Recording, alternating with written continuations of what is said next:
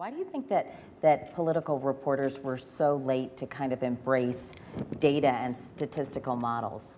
I think it's kind of an analogous case to baseball in some ways, where it's a high-profile industry, but it's pretty small. You have the 3 networks, or now the 4 networks, and that used to be kind of about it, really. And I think they did an admirable job in many ways for a number of years, but also meant that there was a certain lack of need to innovate, right? That you had to kind of pay your dues, and you get into that culture, and it's my feeling it's a bit of a cliquish kind of industry, and so people who think differently might not really be listened to exactly. But then you have kind of blogs emerging. You have simultaneously the emergence of the wide availability of polling and other types of data that's for public consumption and is not relying on insider information. It's all based on here's stuff you can download anywhere and build a model yourself. So do you think that mainstream media didn't really know how to collect and synthesize all this new data that suddenly became available? I think so. I mean, I think people are taught to think in terms of narratives and kind of as storytellers, and that can be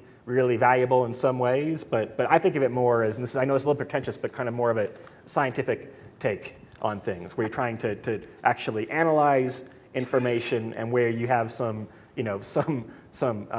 obligation to the evidence, where you don't tell the story that is the most compelling and neatest story. You kind of tell the story that you think is told by the data.